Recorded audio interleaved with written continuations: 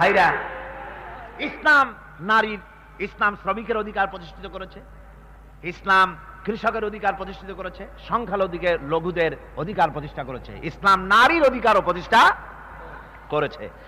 আজকে এক শ্রেণীর তথাকথিত বুদ্ধিজীবীরা তারা মহিলাদেরকে বলছে যে ইসলাম পর্দার নাম করে তোমাদেরকে আটকায় রাখছে, তোমাদেরকে পর্দার নাম করে অবরোধ প্রথা দিয়ে তোমাদেরকে সর্বনাশ করে দিয়েছে।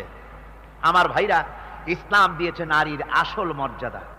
এখন আপনাদের সম্পর্কে বিশেষ কথা বলছি, মহিলাদের ব্যাপারে ইসলাম সবচাইতে বেশি অধিকার প্রতিষ্ঠা করেছে। মহিলাদেরকে মায়ের জাত বলেছে। মহিলাদের যেখানে কোনো সম্মান ছিল না, মর্যাদা ছিল না, তারা ছিল অধঃপাতিত, তাদের কোনো সম্মান ছিল না, স্বামী এবং তার মা বা বাবার সম্পত্তিতে কোনো অধিকার ছিল না। আল্লাহ নবী তাদেরকে হাত ধরে সম্মানের আসনে বসালেন। নবীজি বললেন, আমার কাছে তিনটি জিনিস প্রিয়, একটি হচ্ছে নামাজ, আরেকটি হচ্ছে সুগন্ধি, আরেকটি হচ্ছে স্ত্রী। সুবহানাল্লাহ। আবার নারীর মর্যাদা ইসলাম বাড়িয়ে দিল এইভাবে করে।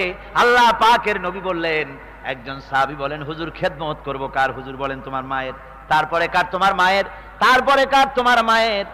তারপরে কার? তোমার পিতার। তার মানে হলো পিতার চাইতে, পুরুষের চাইতে মাতৃত্বের মর্যাদা আল্লাহর নবী 3 গুণ বাড়ায়া দিলেন। সুবহানাল্লাহ। 3 গুণ বেশি করে দিয়ে দিলেন। নারীদেরকে স্বামীর সম্পত্তিতে অধিকার, পিতার সম্পত্তিতে অধিকার, মায়ের এবং ভাইয়ের আর বোনের সম্পত্তিতে অধিকার দিয়ে দিলেন। মহারানা ফরজ করে দিলেন। অর্থনৈতিক সুযোগ সুবিধা দিয়ে দিলেন। ইসলাম তাকে অর্থনৈতিক দিক থেকে সব সুযোগ সুবিধা দিয়ে দিয়েছেন। আর পুরুষকে বলেছে, ওই টাকা দিয়া যদি সে মহারানার টাকা দিয়া ব্যবসা করে কোটি কোটি টাকার মালিকও যদি হয়, তবুও তার খাওয়া, তার পড়া, তার চিকিৎসা, তার সুখ শান্তি সব দায় দায়িত্ব তুমি স্বামী তোমার উপরে। তাহলে ইসলাম কি ঠকাইলে না জিতাইছে? ঠকালো না জিতালো? ইসলাম মহারানা ফরজ করে দিয়েছে।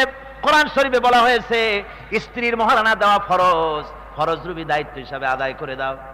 এখন সেই মহারানা পুরুষ, এখন মহারানা নিচ্ছে কে? পুরুষে। কে নিচ্ছে মহারানা? উল্টা গেছে কাম।